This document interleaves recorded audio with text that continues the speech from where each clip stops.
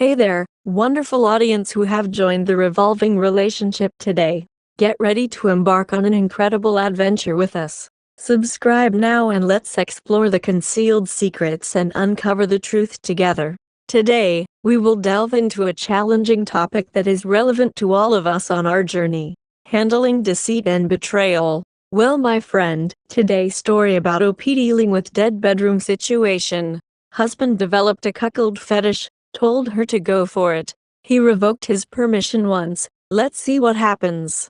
I, 31F, got together with my now husband, 34M, in 2016, married in 2018. We're both from a conservative Christian background and we were each other's firsts. I spent my whole life hearing that men have such high libidos, that wives have to beat their husbands off with a stick, etc., etc.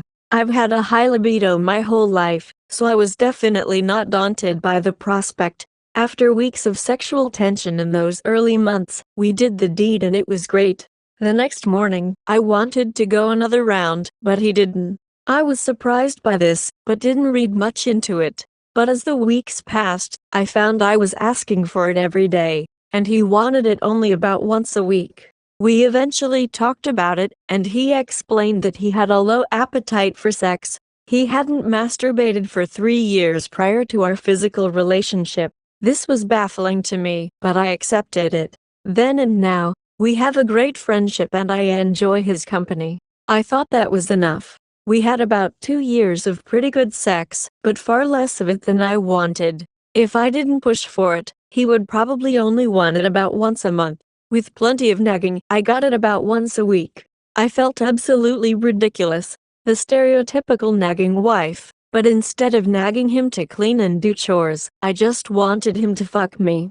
This really affected my self-confidence and eventually I lost steam and stopped asking. I just took care of business on my own. He knew I was taking care of my own needs.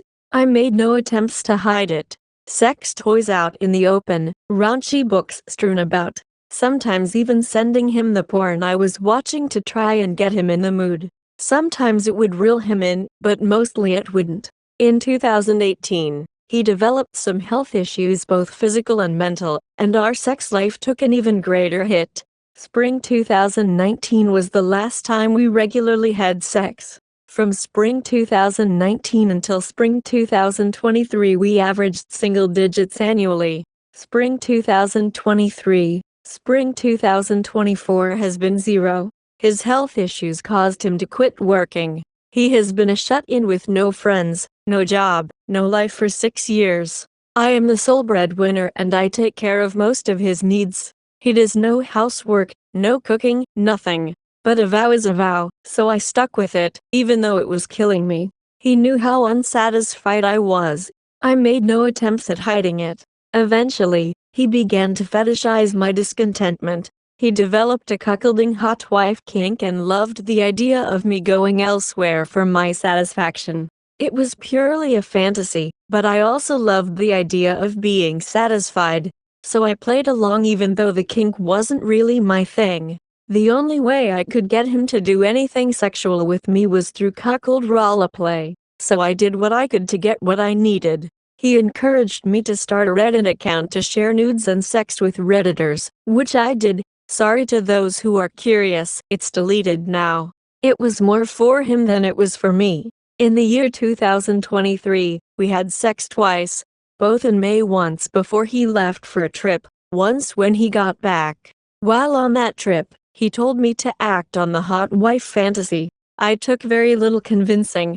I went on Tinder, matched with a great guy, and enjoyed a single day of very hot sexting. I sent my husband screenshots the next day. He said it didn't feel as good as he expected. He took back his permission to have sex with this guy. I was furious and sexually frustrated.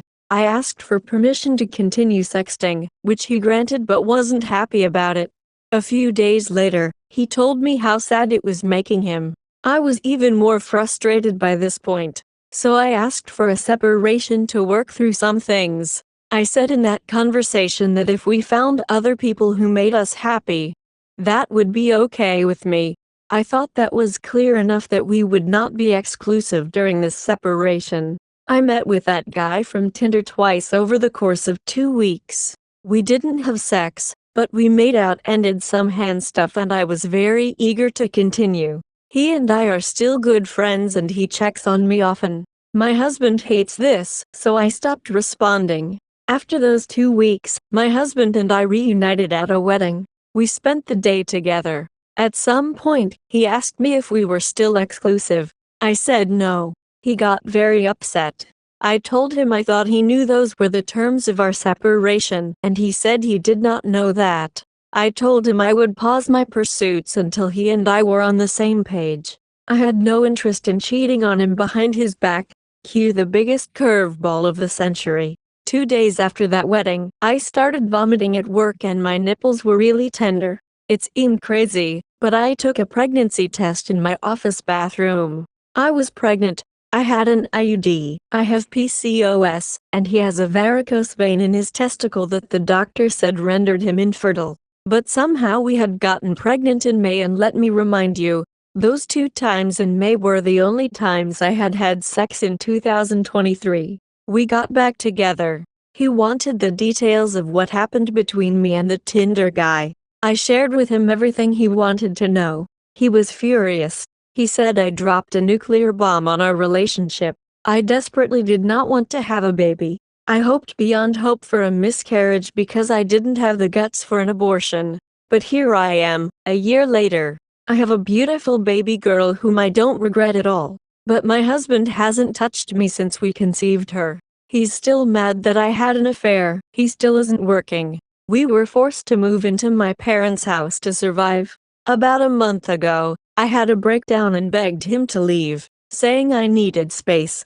He said no, that he'd rather step up around the house and try to fix things slowly, rather than doing something drastic. I conceded, but have been struggling a lot since. I finally had another breakdown last week, and this time I have convinced him to move out on his own and get a job.